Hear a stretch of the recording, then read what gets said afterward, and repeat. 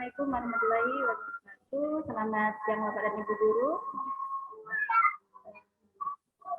Alhamdulillah pada siang hari ini kita diberikan kesehatan hingga pada hari ini kita bisa mengerjakan aktivitas kita sebagai ini.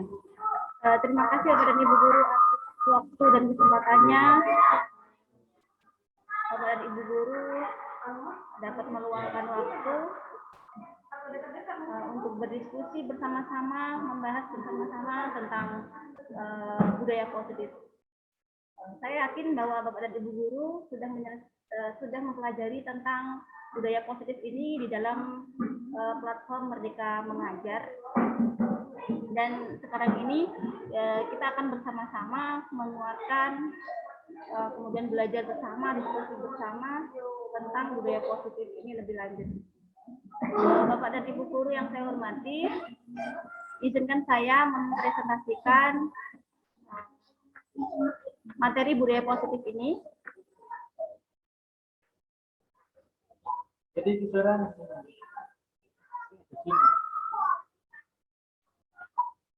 budaya positif. Sebelum ke budaya positif, saya mengingatkan kembali bahwa mari Bapak dan Ibu Guru kita merefleksi kembali ketika kita dulu masih mengenyam pendidikan di SD, SMP atau SMA, pengalaman apa yang Bapak dan Ibu Guru ingat, yang Bapak Ibu Guru masih membekas dalam hati yang sampai saat ini belum terlupakan, pengalaman apa yang Bapak Ibu dapatkan dari guru Bapak dan Ibu Guru, gurunya dulu, yang sampai saat ini masih diingat. Kira-kira hal apa? Silakan Bapak Ibu Guru menulis di kolom chat. Kira-kira pengalaman apa yang tidak terlupakan, yang membekas sampai saat ini?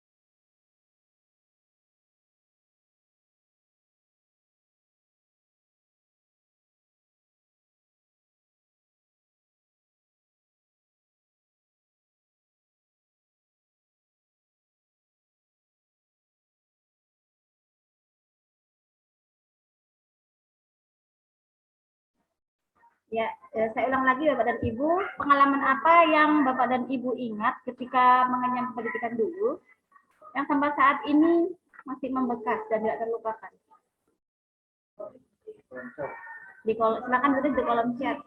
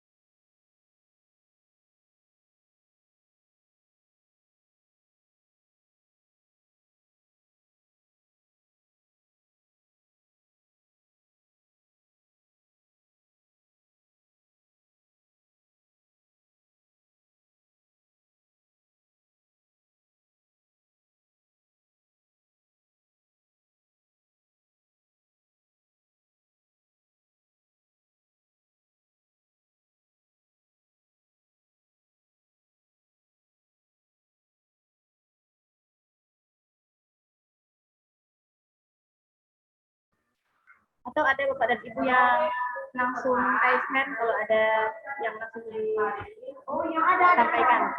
Silakan, ada yang ingin disampaikan. Kira-kira pengalaman apa?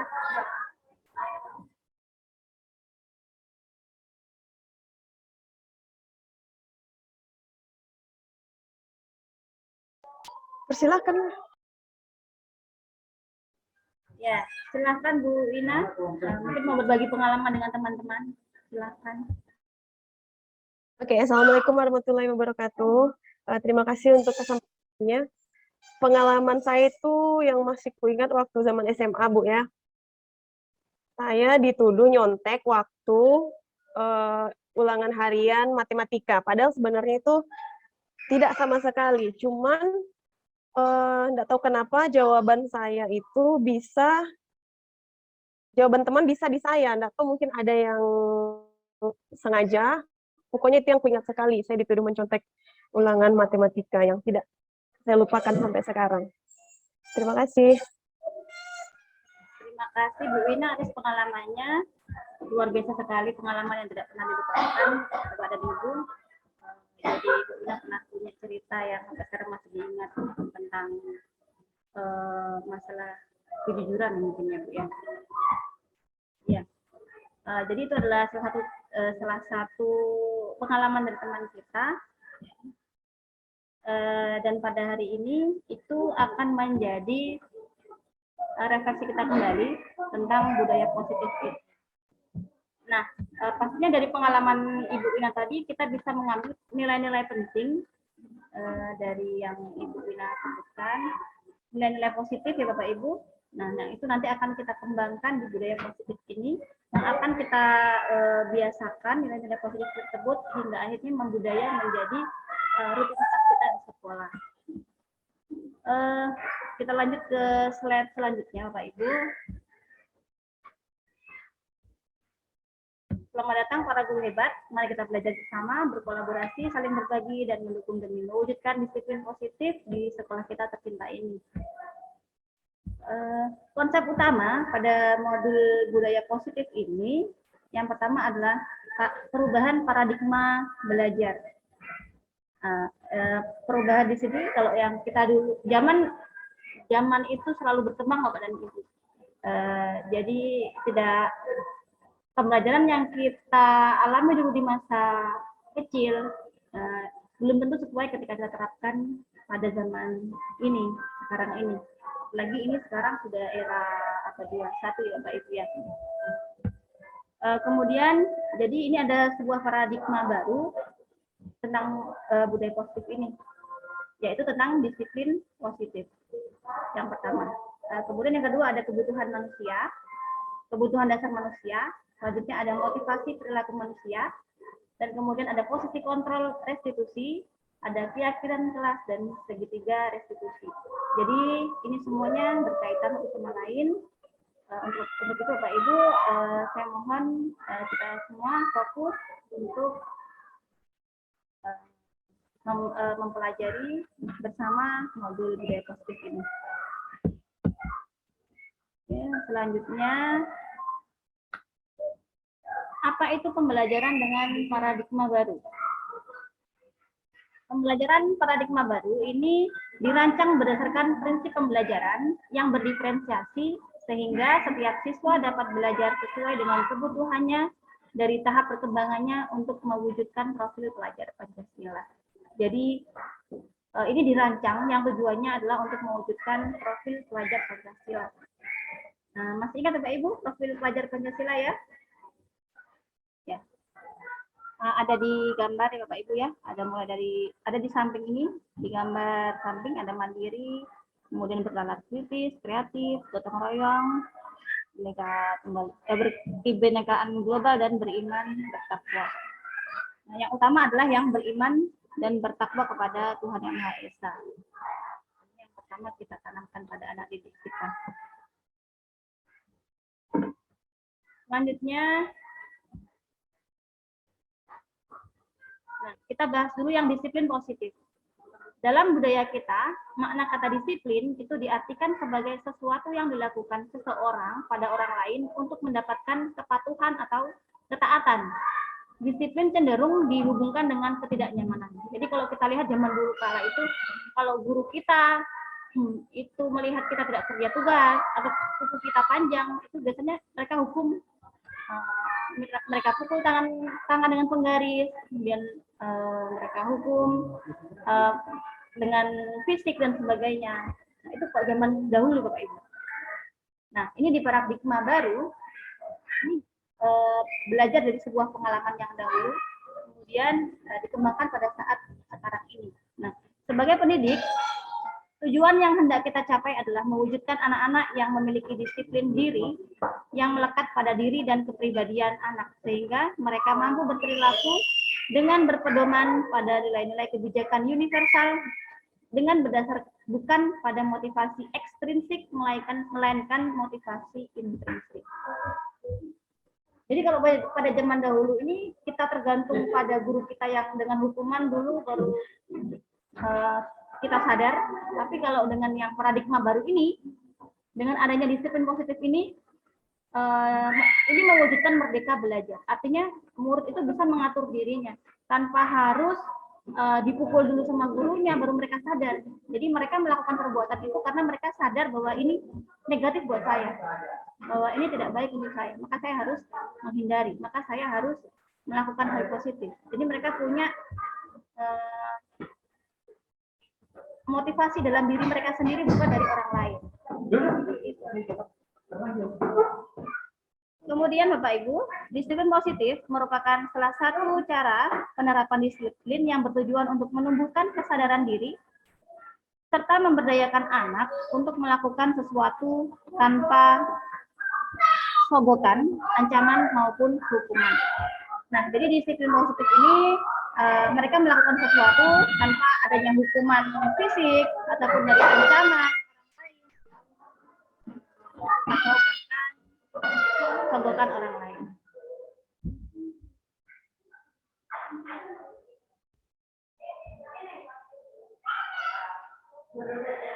Nah, kemudian kita masuk ke kebutuhan dasar manusia.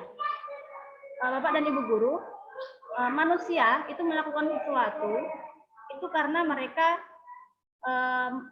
dengan alasan mereka itu pasti ada kebutuhannya. Misalkan si anak melanggar tidak menggunakan pakaian lengkap dan Senin misalkan. Kalau kita analisis lebih dalam atau kita gali lebih dalam anak tersebut, nah itu mereka pasti ada sesuatu yang mereka belum penuhi. Apa saja yang mereka belum penuhi, kita bisa belajar di kebutuhan dasar manusia ini. Kebutuhan dasar manusia yang pertama adalah bertahan hidup atau survival. Jadi bisa mencari makanan, kemudian pakaian atau rumah dan sebagainya. Kalau kita melihat anak didik kita berebutan makanan atau mencuri pensil teman di dalam kelas misalnya, itu bisa jadi kebutuhan mereka belum terpenuhi, Bapak Ibu.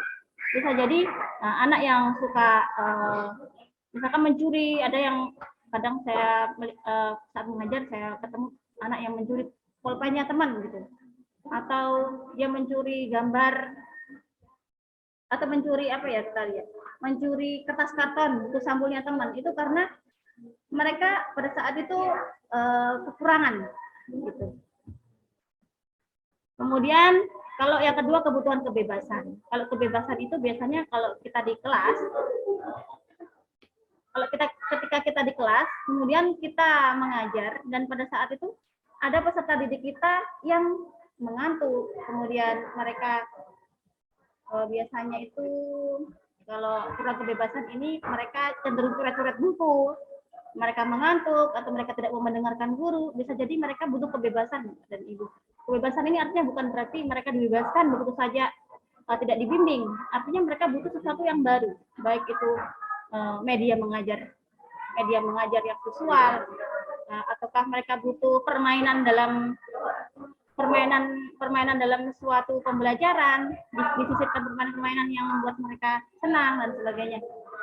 Jadi kebebasan itu mereka diberikan kesempatan untuk mengekspresikan dirinya sesuai dengan minat dan bakatnya. Gitu. Misalkan si anak suka misalkan belajar dengan kinestetik atau dia dengan belajarnya suka dengan gerakan tubuh. Nah, dengan begitu mereka akan susah dipaksakan belajar dengan cara mendengarkan saja, gitu. Begitu Bapak dan Ibu. Jadi kita memahami murid itu dengan melihat kebutuhan dasar mereka sebagai manusia. Kemudian yang ketiga adalah kasih sayang dan rasa diterima. Nah, kita saja sebagai guru butuh disayangi dan diterima di sebuah kalangan. Nah, apalagi peserta didik kita ketika di dalam kelas. Biasanya anak didik yang butuh kasih sayang dan rasa diterima itu ditunjukkan oleh beberapa sikap. Seperti ketika mengajar di kelas kita temukan peserta didik yang sukanya lempar-lemparan kertas, atau biasanya mereka itu sukanya mengganggu temannya ketika menjelaskan, ketika gurunya menjelaskan. Nah, bisa jadi anak tersebut kurang minta diperhatikan oleh kita, dan masih banyak kegiatan yang lain yang peserta didik lakukan. Nah, kemudian selanjutnya adalah penguasaan. Nah, penguasaan ini kadangkala kita melihat peserta didik kita itu yang pintar, tapi dia cenderung diam biasanya. Bisa jadi mereka itu butuh pengakuan gitu, atau bisa jadi anak yang susah sekali diatur. Jadi mereka ini ingin pengakuan dari gurunya gitu. Nah, ini ada sebuah kasus Bapak dan Ibu. Ada seorang anak itu yang sukanya itu diam di kelas padahal pintar. Nah, ternyata setelah digali, anak tersebut tidak semangat dalam belajar itu karena dia ada keharapannya yang tidak terpenuhi. Dia ingin ikut olimpiade, tapi tidak ditunjuk oleh gurunya. Nah, akhirnya si anak tersebut cenderung cenderung untuk menyimpan sendiri. Biasanya pendiam itu anak. Nah, suatu hari anak tersebut itu diminta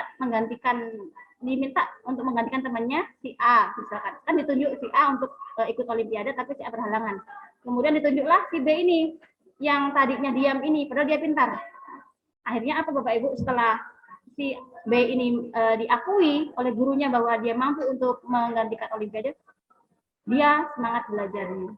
Dia pede Bapak Ibu. Setiap ada kegiatan dia tuh sering tampil. Yang awalnya dia tuh kurang percaya diri sekali. Nah, itu penguasaan. Kemudian kesenangan. Nah, kalau kesenangan ini Bapak Ibu bisa melihat ini berhubungan dengan kebebasan juga. Kesenangan dan kebebasan ini berhubungan. Selanjutnya motivasi perilaku manusia. Jadi selain dari kebutuhan dasar hidup yang tadi disebutkan, ada juga motivasi perilaku manusia. Kenapa dia melakukan sesuatu? Nah, motivasi perilaku manusia ini merupakan dorongan yang timbul pada diri seseorang secara sadar ataupun tidak sadar untuk melakukan suatu tindakan dengan tujuan tertentu. Nah, motivasi perilaku manusia ini ada 3. Yang pertama, dia termotivasi sesuatu karena menghindari ketidaknyamanan dan hukuman. Nah, ciri-cirinya bagaimana? Ciri-cirinya murid melakukan disiplin diri karena ia takut dihukum. Ini merupakan motivasi ekstrinsik dari luar. Ya, jadi kadang kita lihat seseorang itu melakukan sesuatu karena dia takut hukuman. Kemudian yang kedua, dia ingin mendapatkan imbalan atau penghargaan dari orang lain. Biasanya murid melakukan disiplin itu karena dia ingin mendapatkan imbalan, dan ini merupakan motivasi ekstrinsik. Nah, motivasi ekstrinsik kedua-duanya ini sebenarnya kita perlu tingkatkan menjadi motivasi intrinsik, Bapak Ibu. Nah, kemudian yang ketiga ini yang kita harapkan hingga saat ini, murid kita menjadi murid yang memiliki motivasi dalam diri atau intrinsik dengan cara menghargai nilai-nilai kebajikan diri. Murid melakukan disiplin ini karena sadar akan nilai kebaikan untuk dirinya ini dan untuk orang lain. Ini yang merupakan motivasi intrinsik yang diharapkan dapat tertanam pada diri murid kita. Selanjutnya, nah ini Bapak Ibu. Ini adalah konsep disiplin dengan identitas gagal. Yang pertama adalah hukuman. Ciri-cirinya ciri-cirinya bagaimana hukuman? Hukuman itu memiliki dampak, Bapak Ibu. Jadi selain dampak positif, mungkin ada ada dampak positifnya, pasti ada dampak negatifnya. Bapak Ibu bisa merefleksi kembali. Memang hukuman ini merupakan sanksi sosial yang dapat mewujudkan tujuan untuk mendisiplinkan murid, namun ini sifatnya hanya sementara saja. Nah, apakah nanti ketika kita berikan hukuman ini, murid itu akan terus-terusan berbuat baik seperti yang kita inginkan? Misalkan si A tidak kerja tugas, misalkan kita hukum suruh lari keliling lapangan dan sebagainya. Apakah berikutnya ketika kita tidak berikan hukuman, mereka akan tetap seperti itu, Pak dan Ibu? Nah, jadi hukuman itu ada dampak negatifnya.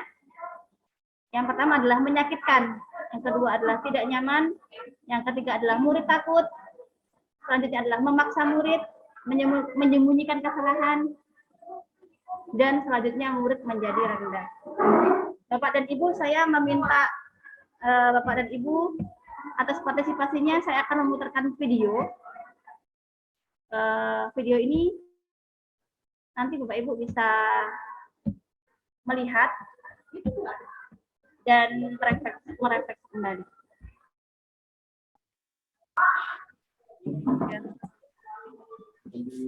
Yang ditayangkan tadi ya? Iya. Bagaimana pendapat Kak? Oh, pendapat saya. Sebaiknya itu video tidak perlu ditayangkan. Tidak perlu. Karena membuat anak-anak itu meniru-niru. Perilaku yang tidak baik. Seperti kita lihat di tayangan televisi itu.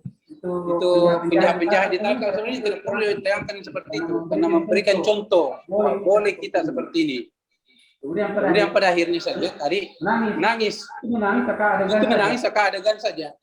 Adegan saja karena pada akhirnya dia sebenarnya tidak bersedih. Saya lihat dia wajahnya tadi itu antara menangis dengan senyum. Itu tadi siswa itu. Jadi sebenarnya kalau kita videokan yang memang yang real yang sebenarnya tidak mengada-adakan. Ini kan pelajaran. Tidak bisa saya terima ini adegan-adegan seperti dalam pembelajaran. Karena ini hanya contoh kepada siswa yang hanya maunya ini terjadi di kelas 9A. Karul. Itu contohnya. Jadi saya pikir ini tidak penting kita bikinkan video seperti pembelajaran. Kita tidak memberikan pembelajaran yang sesungguhnya. Hanya memberikan adegan-adegan yang seakan-akan di karang-karang. Itu pendapat saya. Terima kasih. Baik, terima kasih sekali Pak Haji. Beliau adalah Bapak Guru Senior di SMP Mata Dada. Terima kasih atas masukannya. Saya yakin Bapak ini sudah banyak sekali jam terbangnya. Beliau senior di sini. Ya, ini adalah gambaran salah satu contoh Bapak dan Ibu video. Bahkan yang lebih real lagi tidak seperti ini sebenarnya. Bahkan ada yang lebih dari ini. Ini hanya sebuah video yang semoga bisa untuk menjadi renungan sedikit bagi kita. Seperti itu, Pak Ibu.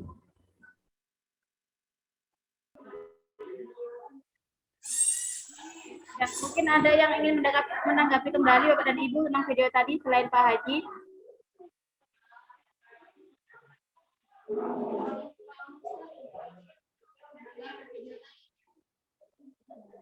Ya, silakan Bu Wina. Ya.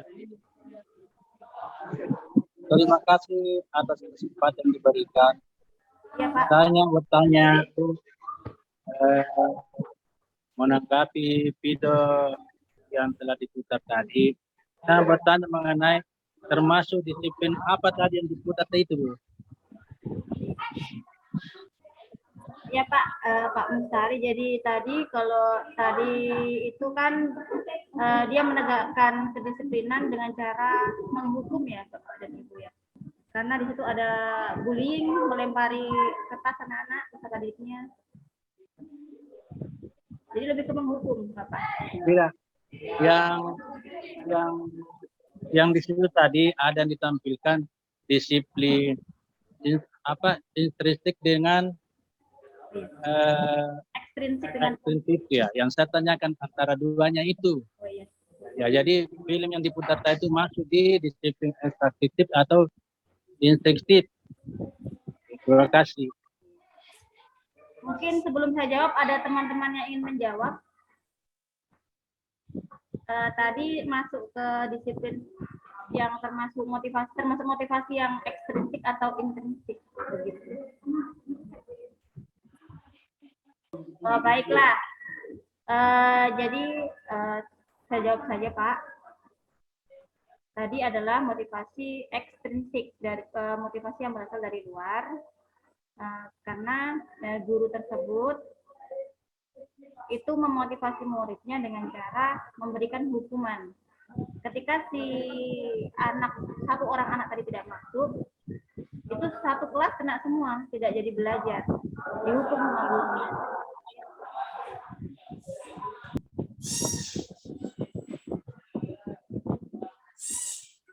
Oh iya, terima kasih atas penyampaiannya.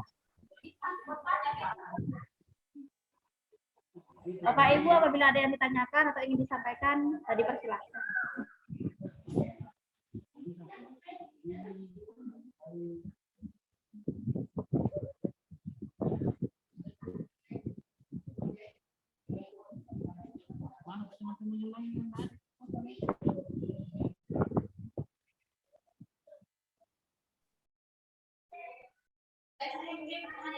Ya, silakan Bu Sri. Ada yang ingin disampaikan atau dipertanyakan?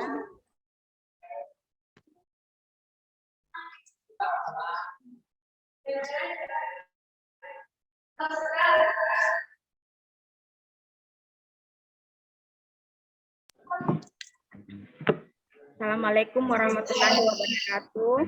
Assalamualaikum warahmatullahi wabarakatuh. Ya, begini Bu. Yang ingin saya tanyakan, ini menyangkut tentang pemberian hukuman atau konsekuensi yang diberikan kepada murid atau peserta. Kira-kira dalam pemberian hukuman atau konsekuensi yang harus didapatkan oleh peserta didik, sifatnya harus yang seperti apa? Misalnya, apakah sesuai jika kita misalnya memberikan hukuman tidak menyentuh fisik, tetapi tidak menyentuh fisik anak, tetapi misalnya silakan lari sekian putaran untuk memberikan hukuman, tidak menyentuh fisik, tapi itu kan artinya apa? Tidak disentuh, tapi anak-anak tetap menjalankan hukuman dengan menggunakan fisiknya. Dipaham? Ya. Intinya mengenai ya, terima kasih. Bagus sekali pertanyaannya. Jadi ada fisik tapi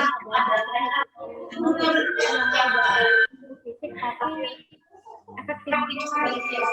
Ya, hukumannya efektif. Iya. Yang dari ibu intinya.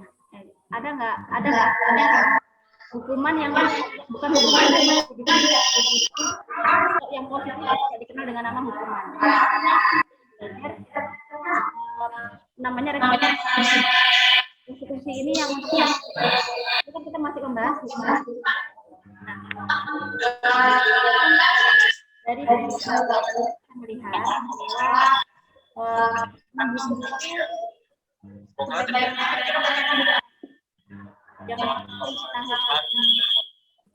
dibully dan sebagainya tanpa kita bertanya alasannya kenapa. Menanyakan alasannya itu menunjukkan ya, jadi tidak langsung seperti itu Pak. Jadi kekurangan saya marah melihat mengecewakan sekali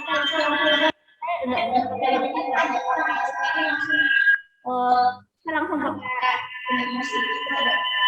berpikiran menghukum saja. Lu apa alasan dia? Kalau yang terakhir tapi saya agak rewind. Nah, ini penting sekali kita bertanya alasan terlebih dahulu kenapa anak tersebut tidak mengerjakan apa yang gurunya perintahkan. Nah, kita lanjut ke slide selanjutnya ya Bapak Ibu. Ini masih ada materinya sedikit. Saya tampilkan lagi.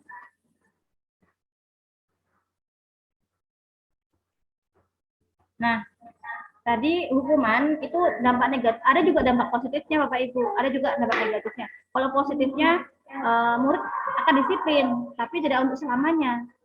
Mungkin hanya sementara saja. Kalau kita tidak hukum, apakah dia akan terus-menerus, misalkan dia terlambat. Ketika tidak dihukum, apakah besoknya lagi dia akan seterusnya disiplin? Mungkin ada, tapi hanya beberapa saja, tidak semuanya.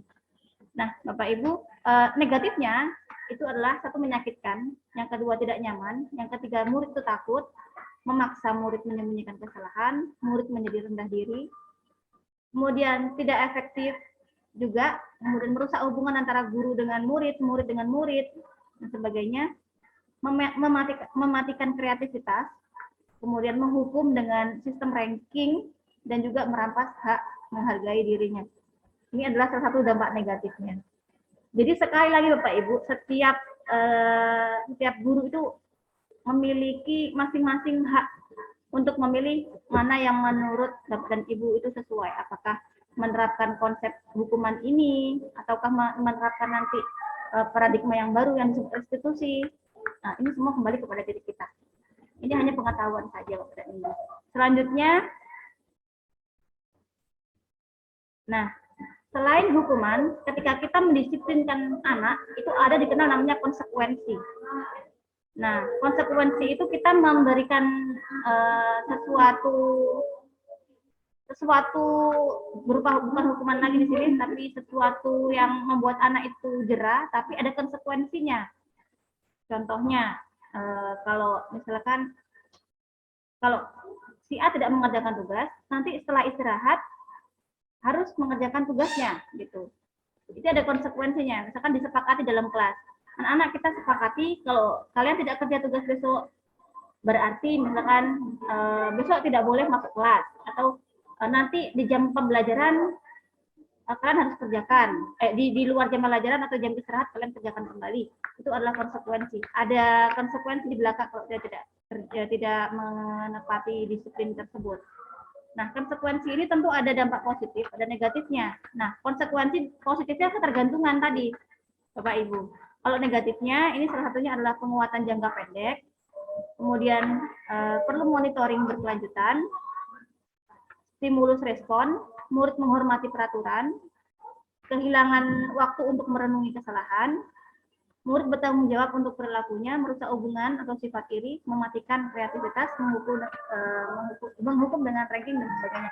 Jadi untuk konsekuensi ini lebih baik daripada hukuman. Namun dia masih ada sifat ketergantungan gitu untuk konsekuensi. Nah, selanjutnya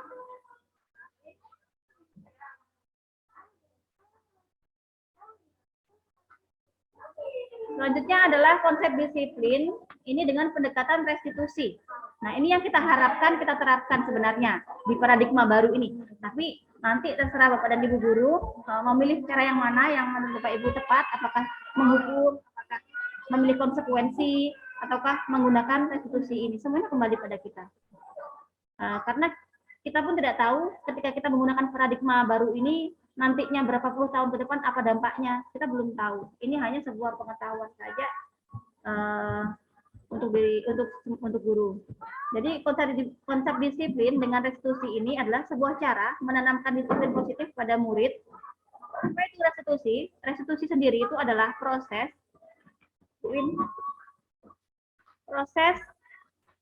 menciptakan kondisi bagi murid untuk memperbaiki kesalahan mereka, sehingga mereka bisa kembali pada kelompok mereka dengan karakter yang lebih kuat. Ya, jadi restitusi itu tidak langsung kita berikan hukuman tanpa menanyakan alasan terlebih dahulu. Jadi kita berikan proses pada murid itu dengan cara kita memberikan kesempatan pada mereka untuk memperbaiki kesalahannya.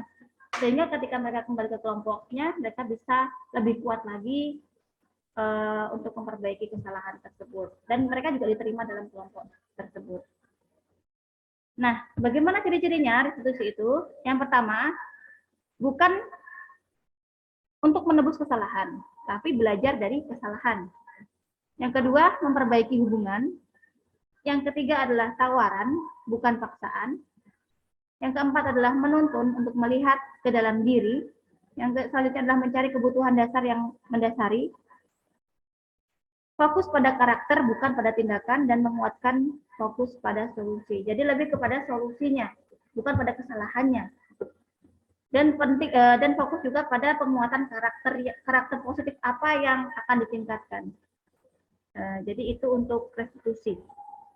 Jadi intinya kalau restitusi itu menciptakan kondisi untuk murid itu bagaimana dia caranya memperbaiki kesalahan mereka sehingga mereka itu bisa kembali ke kelompoknya dan diterima dengan keadaan atau dengan karakter-karakter yang lebih kuat.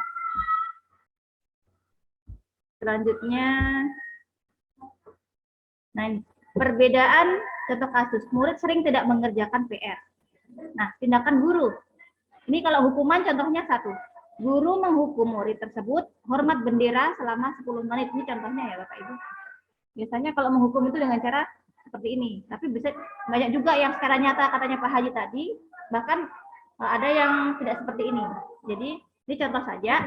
Misalkan murid tersebut hormat bendera selama 10 menit di lapangan. Atau guru marah sehingga murid itu menjadi takut. Itu yang hukuman.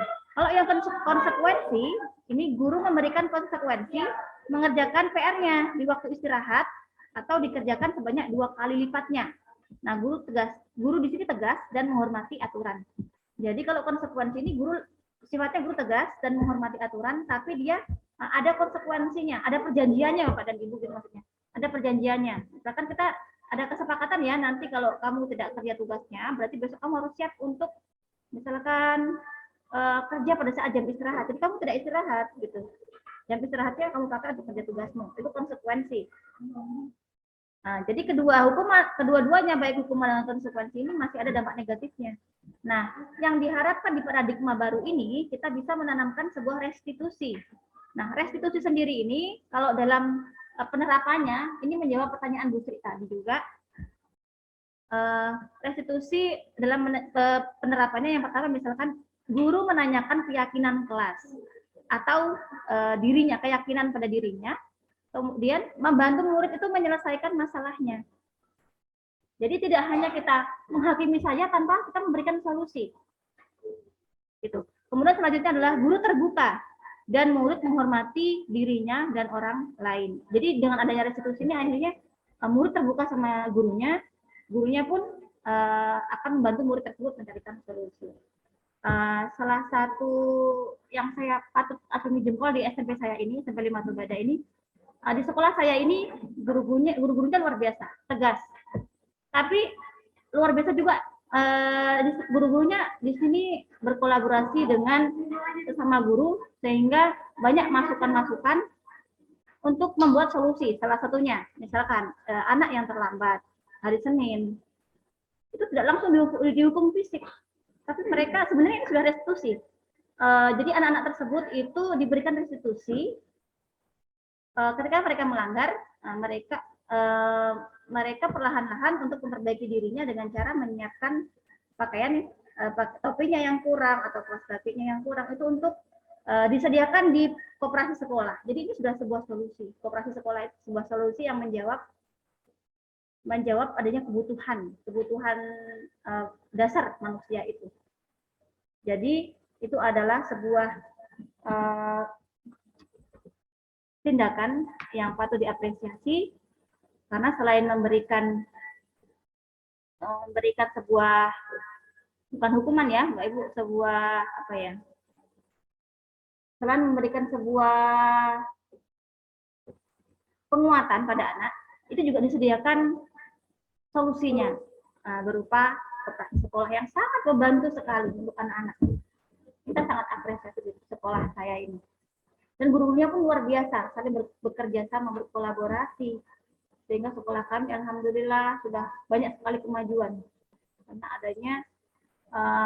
Karena adanya tukar pikiran antara yang senior dengan yang guru-guru yang masih muda. Jadi ini sangat melengkapi sekali. Kemudian selanjutnya 5 posisi kontrol restitusi. Nah, Bapak Ibu, kita tinggalkan dulu yang namanya hukuman, yang namanya konsekuensi kita tinggalkan dulu. Kita fokus sekarang pada restitusi. Nah, restitusi itu sendiri ada 5 kontrol. Yang pertama adalah dengan cara hukuman. Ini masih ada penghukum, Bapak Ibu, tapi di sini masih sebenarnya menghukum ini kalau bisa ditinggalkan. Tapi kalau memang diperlukan juga tidak apa-apa dilakukan. Karena memang kalau kita lihat situasi anak-anak ini ada yang kalau tidak dihukum kadang memang dia tidak jerah dan sebagainya. Ini semuanya tergantung pada itu. Kemudian yang kedua adalah positive control pembuat rasa bersalah. Kemudian yang ketiga positive control sebagai teman. Kemudian yang keempat positive control sebagai pemantau.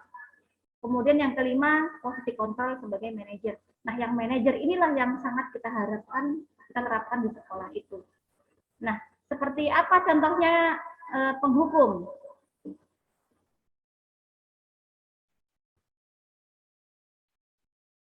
Nah, ini misalkan contohnya kalau murid kasusnya ini Bapak Ibu, kasusnya ini murid tidak memakai atribut pada saat upacara bendera.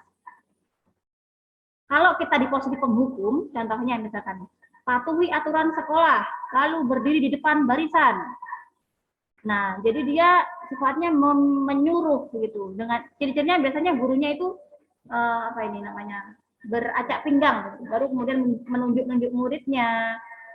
Nah, ini adalah salah satu ciri-ciri penghukum. Jadi ini saya pelajari di modul 1.4 di guru penggerak Bapak Ibu. Jadi ini saya tidak buat sendiri. Ini saya pelajari di modul 1.4. Jadi saya hanya menyampaikan saja. Jadi seperti itu contohnya. Jadi memaksa biasanya. Patuhi aturan sekolah, lalu berdiri di depan barisan sana.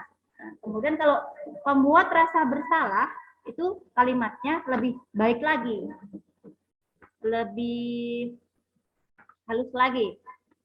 Misalkan, berapa kali Pak guru harus sampaikan ke kamu, Nak? Pak guru kecewa sekali sama kamu. Ini adalah salah satu contoh rasa bersalah. Biasanya di sini gurunya itu banyak bicara gitu, banyak yang disampaikan gitu. Atau begini, kamu terus begini, nanti ibu dimarahin kepala sekolah loh. Itu adalah salah satu membuat anak itu merasa bersalah. Kemudian sebagai teman, nah bagaimana yang sebagai teman? Kalau sebagai teman contohnya misalkan, ayolah yang tertib, buat bu guru bangga. Kalau ini tidak, kalau kali ini tidak apa-apa buat kamu. Gitu. Jadi kalau sebagai teman itu kita memposisikan diri kita ini sebagai teman anak-anak. Gitu. Misalkan, ya udahlah kali ini kamu nggak apa-apa seperti ini. Nanti ibu yang bantu kamu. Tapi besok kamu jangan begitu lagi ya. Nah, jadi dia berupa pendekatan pada anak yang membuat anak itu terlalu tergantung sama gurunya. Ya seperti layaknya teman, kita menganggap murid kita adalah teman, atau kita memposisikan diri kita seperti murid itu. Ini bagus juga Bapak Ibu. Jadi seperti berempati dengan keadaan murid, namun seperti ini ada dampak negatifnya juga. Jadi tidak ada batasan antara guru dengan murid. Gitu. Selanjutnya adalah posisi sebagai pemantau. Misalkan kamu sudah melanggar apa peraturan dan konsekuensinya. Kalau pemantau ini ada konsekuensi yang dihadapi atau kesepakatannya apa seperti tadi yang sudah disampaikan. Kalau manajer ini misalkan, apakah kamu tahu Nak apa kesalahanmu? Nah di sini nanti anak-anak bisa berefleksi lagi, kesalahan saya apa ya tadi. Gitu. Kemudian kira-kira bagaimana kamu akan memperbaiki kesalahanmu? Jadi bertahap. Kalau manajer itu bertahap. Jadi tanyakan alasan dulu, kemudian kira-kira apa yang kamu lakukan supaya kamu bisa memperbaiki kesalahanmu. Jadi seperti itu.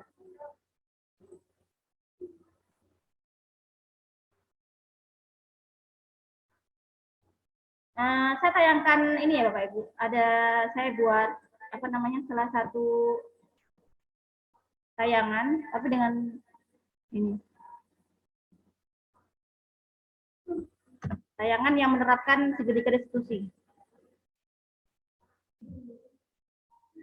Iya, itu adalah contoh restitusi di mana awalnya jadi tidak langsung hukum guru saja, ditanyakan dulu alasannya kenapa. Jadi ada apa ya, langkah-langkahnya seperti itu. Kemudian setelah ditanyakan alasannya, kira-kira solusinya apa yang akan dilakukan. Nah, setelah itu, nah ini Bapak Ibu lebih jelasnya. Kita lanjut ke keyakinan kelas dulu Bapak Ibu.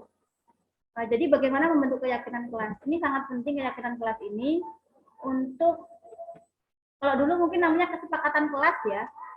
Nah, sekarang kalau di modul yang saya pelajari namanya keyakinan kelas. Kenapa dirubah dari kesepakatan kelas ke keyakinan kelas? Itu supaya semakin tertanam pada diri anak bahwa mereka yakin dengan membentuk karakter-karakter tersebut itu akan tertanam pada diri mereka. Ini yang harus saya perbaiki. Nah, keyakinan kelas ini ciri-cirinya lebih abstrak dari peraturan. Jadi kalau peraturan biasanya lebih ke perintah, tapi kalau keyakinan kelas ini lebih menyadarkan anak. Misalkan murid dan guru bersama-sama saling menghormati dan menghargai. Ketika teman lain menyampaikan pendapat seperti itu. Jadi lebih ke kalimat positif begitu kalau keyakinan kelas. Kemudian berupa pernyataan universal. Kemudian dibuat dalam bentuk positif, sedikit saja agar mudah diingat. Jadi tidak perlu banyak-banyak membuat keyakinan kelas, cukup 3 sampai maksimal 7 saja. Supaya ini betul-betul ditanamkan sama anak. Kemudian sesuai dengan kondisi kelas dan sekolah agar mudah diterapkan. Semua warga di kelas atau sekolah dibuatkan saat membuat. Contohnya, misalkan peraturan kelas, dilarang mengganggu teman, dilarang ribut saat guru menjelaskan, dilarang membuang sampah dalam kelas. Nah, ini dirubah lagi dalam keyakinan kelas. Misalkan, guru adalah orang tua, teman adalah saudara, dan kelas adalah rumah kita. Contohnya seperti ini keyakinan kelas. Jadi membentuk kalimat positif.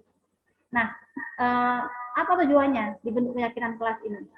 Supaya ketika si anak nanti melanggar, ini dikembalikan ke kelas, dikembalikan di keyakinan kelas ini. Misalkan si Zizi tadi melanggar, terlambat masuk kelas. Kemudian ditanyakan kembali, kira-kira keyakinan kelas yang mana yang kamu yakini dan belum kamu tingkatkan? Si anak berpikir nanti,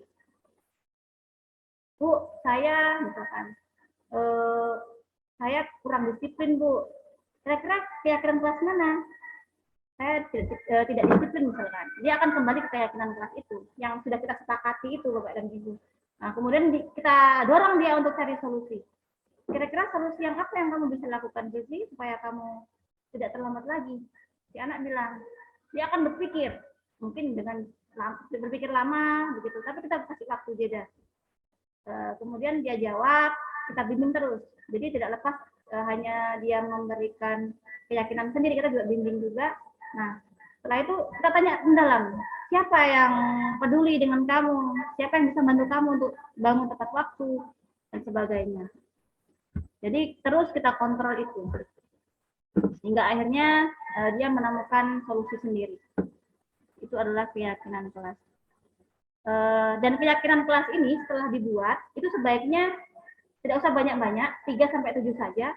Itu dibuat seperti dari Canva atau dari terserah Bapak dan Ibu sepakati dengan murid, kemudian ditempel di dinding kelas itu, ditandatangani oleh peserta didik dan Bapak dan Ibu guru juga, gitu. Jadi mereka menandatangani, guru juga menandatangani. Jadi ada kesepakatan di situ untuk meyakini keyakinan kelas ini di kelas kita.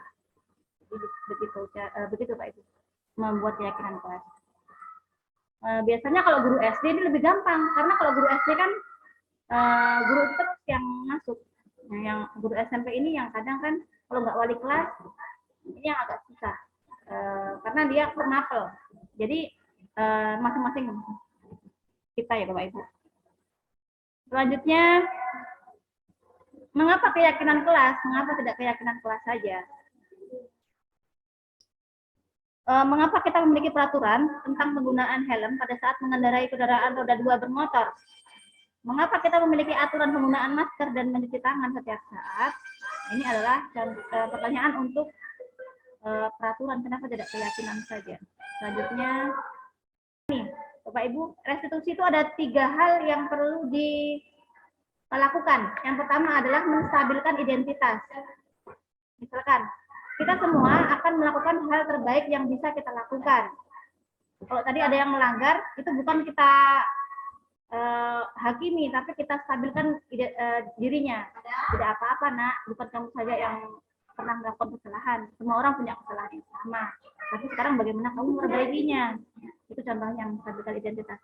Kemudian divalidasi tindakan yang salah. Kamu pasti melakukan itu punya alasan.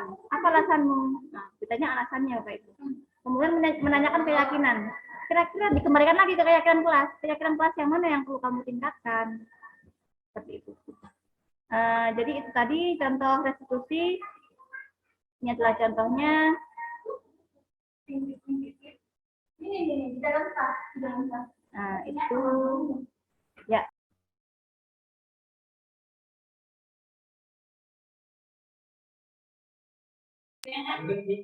Oke, sayang.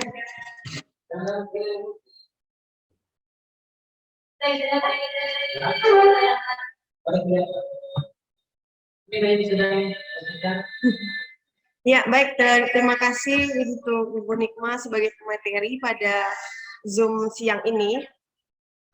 Materi hari ini sangat menarik sekali, walaupun kita melakukan Zoom di siang hari di jam-jam rawan ya, ngantuk dan lapar. Tapi karena materi yang disibukkan itu sangat menarik, jadi alhamdulillah dari akhir sampai awal kita mengikuti Zoom ini dengan senang hati dan happy karena materinya yang menarik itu. Mungkin materi dari Bu Nikma hari itu bisa langsung kita aplikasikan nanti di kelas saat kita menemukan masalah seperti anak melanggar atau melakukan kesalahan-kesalahan, bisa kita coba terapkan materi yang sudah di sharing sama Ibu Nikma hari ini.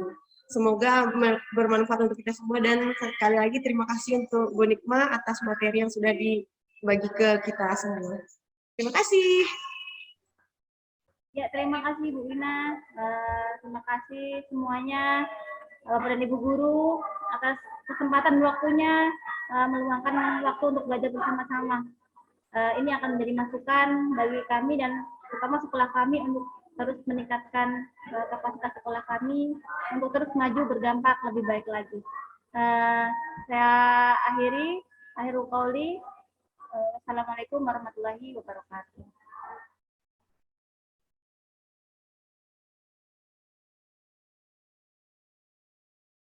Bapak dan Ibu bisa live. Terima kasih sebanyak-banyaknya. Selamat siang. Oke, makasih. Makasih, Bu.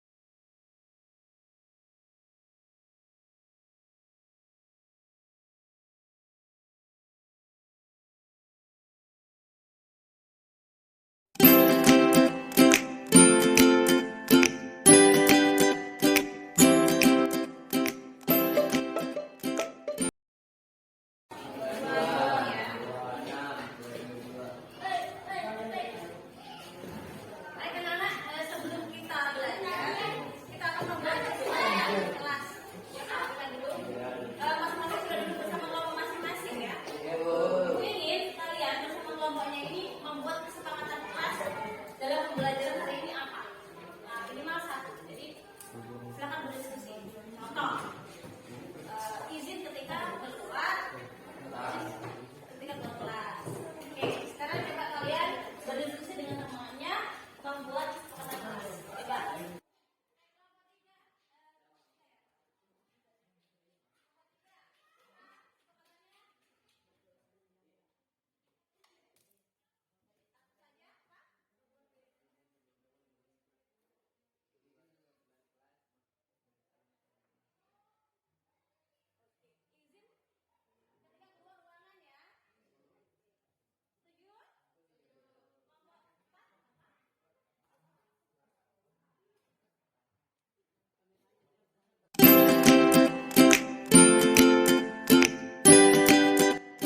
Bapak Ibu guru, di sini dalam budaya positif itu saya akan menjelaskan tentang materi yang saya sudah lakukan di praktek saya di sekolah, yaitu tentang pembuatan keyakinan kelas. Nah, kenapa saya membuat keyakinan kelas ini? Karena ini adalah salah satu cara saya untuk membentuk karakter yang disepakati oleh setiap siswa, dirundingkan, kemudian dari beberapa karakter itu tidak usah banyak-banyak, jadi antara 3 sampai 7 saja, yang penting karakter itu mampu untuk dilakukan siswa di lingkungan sekolah itu. Dan bersifat berkelanjutan. Nah, Bapak Ibu mungkin sudah mempelajari tentang materi budaya positif di PMM ya. Di sini kita akan saling menguatkan kembali, mengingatkan kembali tentang materi tersebut. Nah, Bapak Ibu, kita memahami bahwa dalam suatu di sekolah itu ada namanya peraturan, ada namanya keyakinan ya Bapak Ibu ya. Nah, kalau peraturan itu sifatnya itu seperti melarang atau perintah, bukan melarang, maksudnya perintah ya. Tapi kalau keyakinan kelas ini adalah sebuah peraturan kelas yang disepakati oleh anggota kelas dan diyakini oleh setiap anggota kelas tersebut.